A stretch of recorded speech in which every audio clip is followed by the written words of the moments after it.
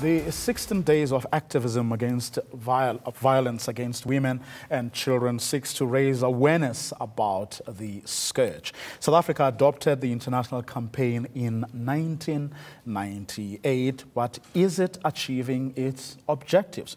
Well, to discuss this, we're joined by Mara Glennie from the Tears Foundation and Athena Siokos, a survivor of abuse. Good evening to both of you, and thanks very much for coming through. Well, since 1998, looking back at this campaign, do you guys believe it has yielded some benefits?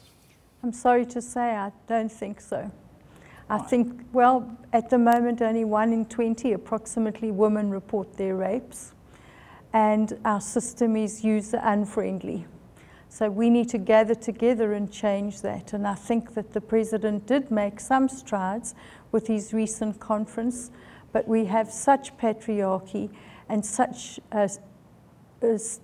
sticking systems within the law that in fact women are raped again when they go to try and get help.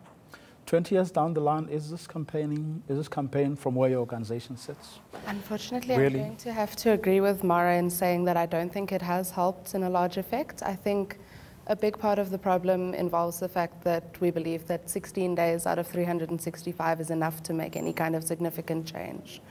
I think that rather than focusing all our attention onto 16 days, we should spread that energy over the entire year and focus on changing the world one day at a time, every day of the year.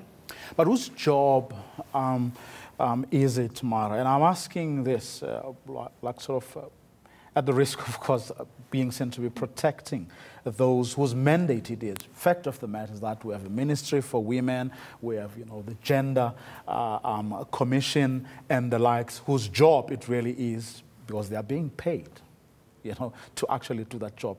But is it just their job? Whose job is it to do, the right things? Yeah.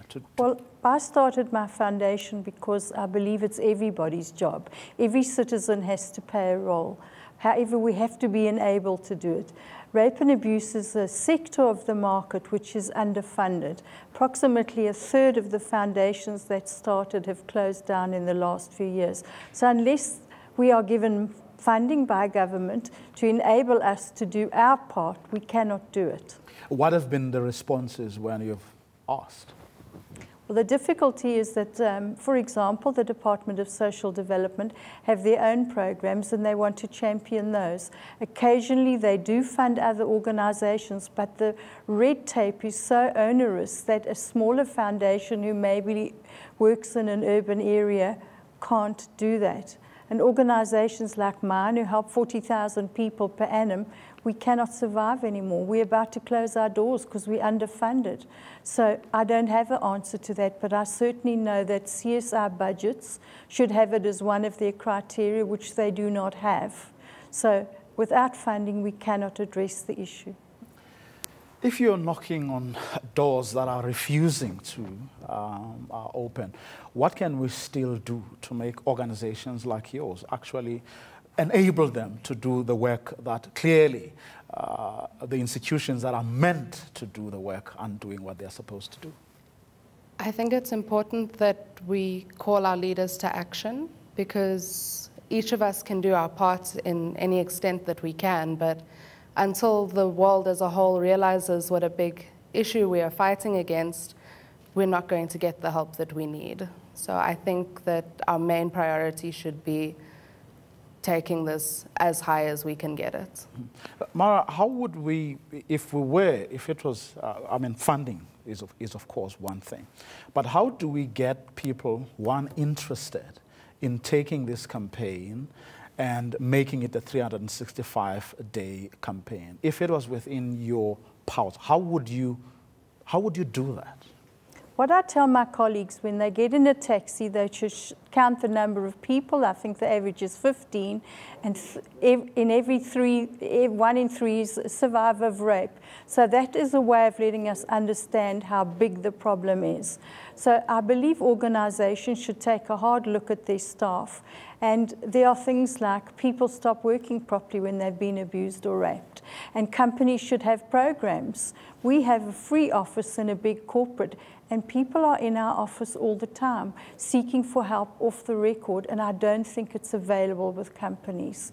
And they don't want to go to people that are going to talk about it. They want to speak in confidence. So I really think that businesses should embrace the policy of dealing with rape and abuse within their own frameworks. But how do we get the businesses, to chase, to focus on this issue in the same way that they're chasing profits?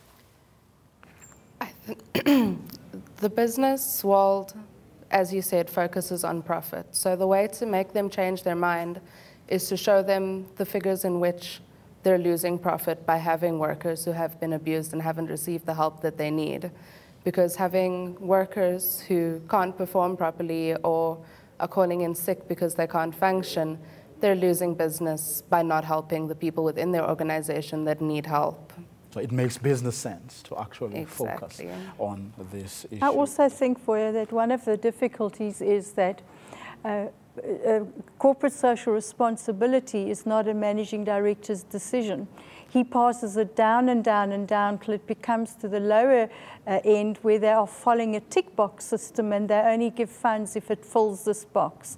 So I think it should be more emotive and they should take it on as their own problem. I must thank both of you for coming through this evening. Thank you very much for your time. Mara Glennie from the Tears Foundation and a survivor of abuse, as well as Athena Siokos. Well, my organization is called Slutwalk Johannesburg. Oh, sorry, apologies for that. Well, Johannesburg Metro